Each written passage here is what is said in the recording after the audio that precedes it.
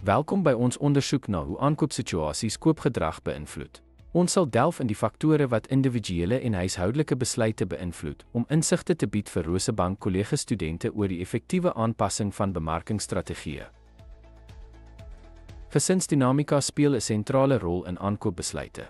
Afhangende van kultuur, godsdiens en produksoort, kan gesinslede as beïnvloeders, besluitnemers, kopers of gebruikers optree, met rolle wat na gelang van die situasie verskuif.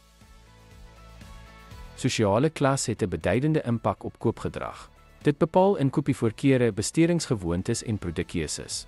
Variasies in inkomste, opvoeding en leefstyl beteken dat verskillende sosiale klasse uniek op koopsituasies reageer.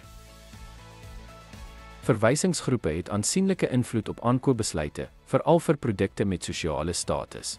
Verbruikers kyk dikwels na eweknieë of bewonderde figure, wat hierdie groepe invloedryk maak in die vorming van koopgedrag.